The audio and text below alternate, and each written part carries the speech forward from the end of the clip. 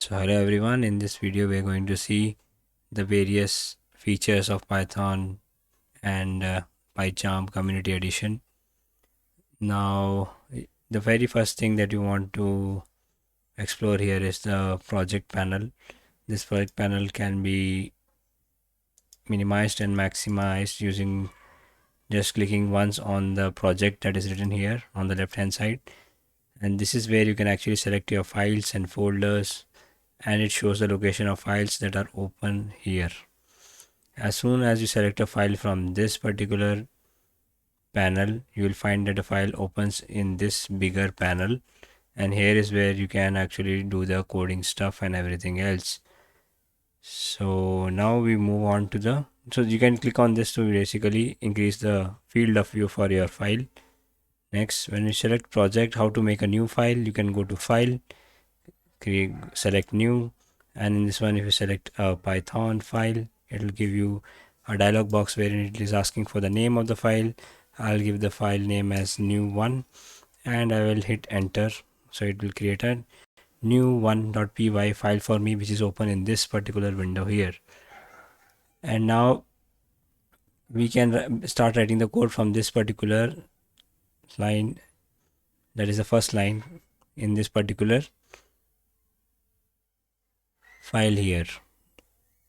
And this can also be used to basically minimize this particular. This shows the option menu. This will have the tree appearance and enable preview tab. Open files with single click, that option could be checked to actually open files with just a single click, and always select opened file. This is also that you can check here so that it always selects the opened file. You can edit scopes and you can resize this particular window pane here. Next, whatever file that you had created, it creates in the project by default, and this is the location of the project where your project is stored. This new one.py is the file that is open here, and if you do a right click on this one, you can actually cut this file and paste it wherever you want. You can copy it and paste it, and paste some other file that is from outside the scope of PyCharm currently. You can bring it and paste it here. Refactoring is like renaming the file, and you can move the file, copy the file, and safe delete the file also.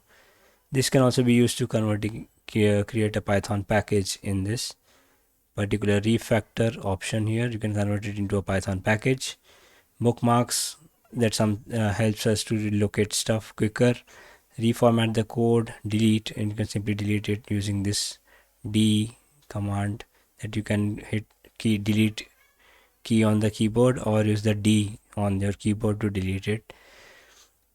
Now you need to run the file. If you want to run the complete file at once, you will use the Control Shift F10 shortcut, or this particular button, that green play button. It is available here as well. It is currently not highlighted because I haven't typed anything inside the file, and also that configuration part is not it's not ready as of now. When I hit Control Shift F10 on my keyboard, this will basically start my Python, and it will run the file, and basically if it is a blank file, it will not give any output here. This is where we can change configurations. We can edit configurations, save the configuration, and also select the configurations that are open there. Configuration is basically which all files I'm currently using and running in the Python. When I select out of it, I can now able to see the run button here. When I click on this button, it basically runs the file again, and it runs the complete file all at once. Now after you can close this particular project pane. Now you can see that there's a run window that is open below, and if you want to close this, just click on this particular run option that is given down here. Now the first thing that you want to do in Python would be to install packages. So there are modules and libraries that you can import from other places. You can import from the Python as well, and there are libraries that are outside Python that you can actually bring it into the code of Python, and you can do it in three ways. So the first way is to go to File, Open Settings, and you will open this particular project option here, and then you can go to the Python interpreter. It will basically open the Python interpreter, and which interpreter it is using it will show in this particular dialog box. And now if you select this particular plus sign, then you will see another window here that will show available packages with you, and available packages that are available online, and you can download and install this in your PyCharm. So NumPy is something that is required for us. NumPy is a numerical Python library that is used for array computing. And how to install this? Basically, you search this one, and this is highlighted. This NumPy is highlighted here, and when you go below, and we select this install package button over here. When I click on this, it will install NumPy. As soon as it installs, it will give me a notification here that package NumPy has been successfully installed. And this was the first method to install packages. You can search the package here, then you can go below, and if the package has been highlighted, that particular package, you need to click on this button install package, and it installs that particular package. So this was one way that you can do it.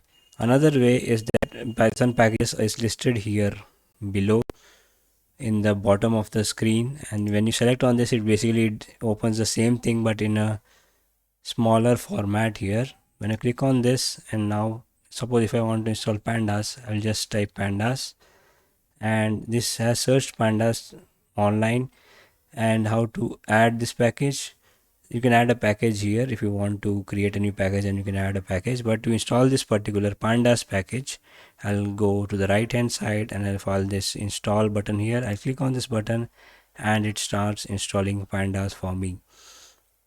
So this was the second way that you can install, either from here or this particular settings window, or from the settings window from the file settings. This was the first way. Python packages would be the second way, and it has successfully installed pandas. I'll close this notification. I'll again minimize that particular window there, and now I will select the terminal. The terminal is basically the Windows PowerShell that is running in the background here, and it will actually help you to install packages in PyCharm as well. The command that you need to enter here is pip, that is pip, and you need to write install and the name of the package that you want to install. So pip is the Python package manager there, and install is what the command you're giving, and we'll write the particular package name that you want to install. Suppose if I want to install matplotlib, I will write matplotlib here, and I will hit enter. So in this particular procedure, you can clearly see that it is showing all the steps that it is following to install the particular package. And you can clearly see if something goes wrong here, it will be highlighted in red, and you can actually go online and search as to why that particular package has not been installed for you. And this is a quite comprehensive procedure, and this will actually show you the error that it is causing for it to not to install. So we'll close this particular window, and we will see the Python console now. What we'll find the Python console below here, and when I click on this, it will start my console, and this will show two panes. One is the console, and this is the variable pane or the variable window, where we'll find all the variables that are being used in Python currently, and that will be specified here. When I click on this, it will show me some extra variables, or the variables that are running behind. This is a system variable, a package, spec, loader, doc, built-ins, and these are special variables that are supposed to be running if you want to run the Python console. So console is basically an interpreter. Python is an interpreted language. It interprets the code line by line, and it is not something like C or C++, which converts the whole written code completely into byte code and then sends it to the programming library, or what you say, the program processor for processing. But Python uses the statement line by line, and then executes that particular statement, and then goes to the other statement or the next statement. So a natural problem that you will face with Python is that you have executed the code, and it executes up till that point. It encounters an error, and that is the remaining code won't be executed here.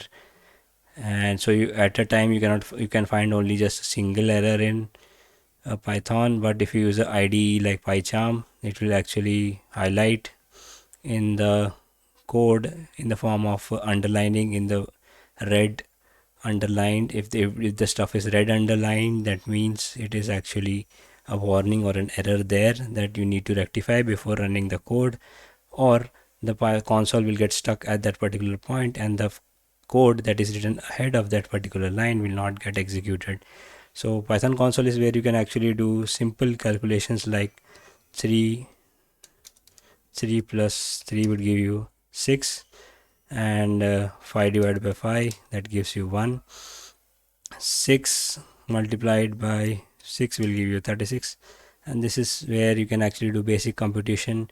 And you can also run codes like if you want to print something, and you cannot get IntelliSense here because IntelliSense is something that the PyCharm actually prompts you even before you complete the particular statement, and you want to print hello world.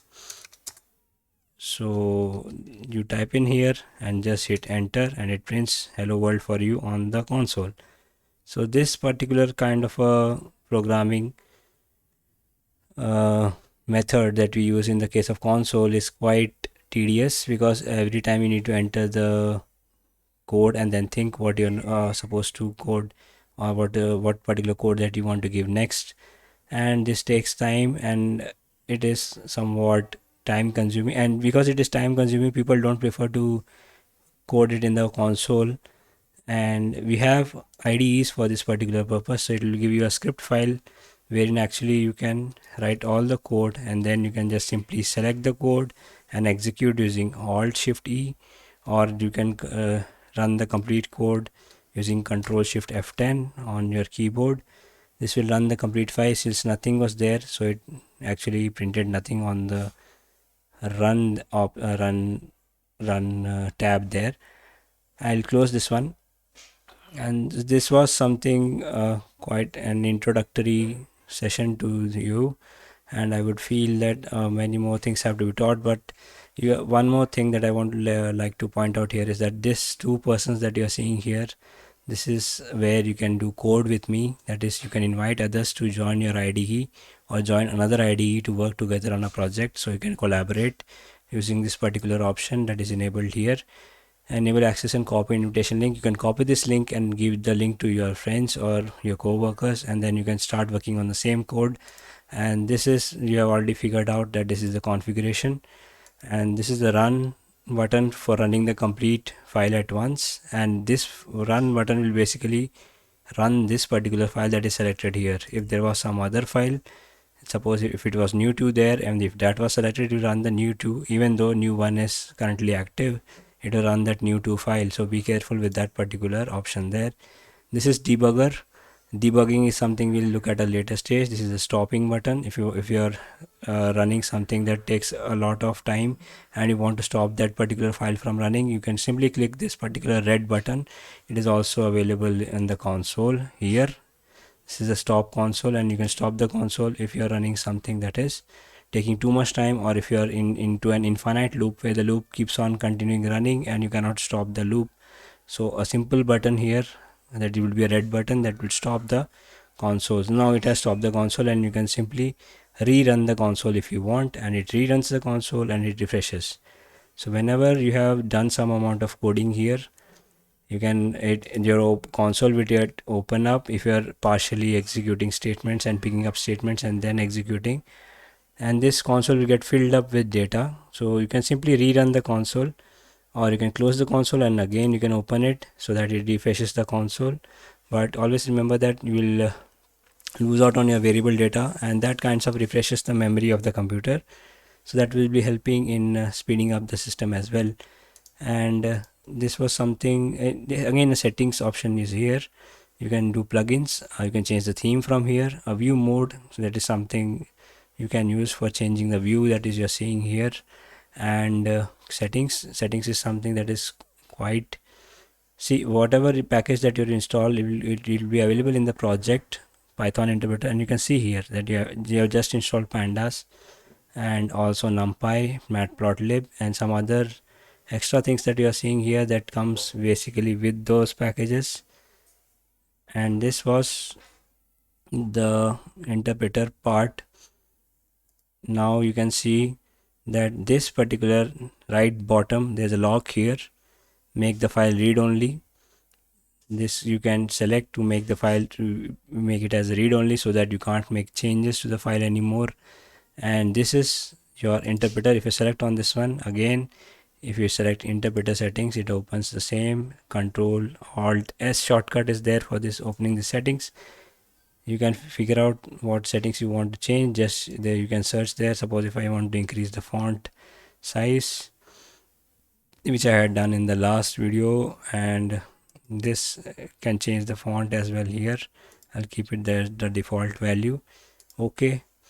And so this was the variable pane, this is the console, and this two comes together in this particular Python console option. Now you are seeing something extra here, that is the bookmarks. So bookmarks is something you can same as the case of a web browser, we're going to give a bookmark somewhere. If you have visited some particular page there and you want to bookmark it for the next session, you can actually bookmark it here. Structure is something we'll deal at a later stage, so this is not quite important as of now. So this was the basic introduction to the options that you see here, and this top options are not that quite important to start with. So we'll see the rest and we'll begin coding from the next video. Thank you for watching, and do like, share and subscribe.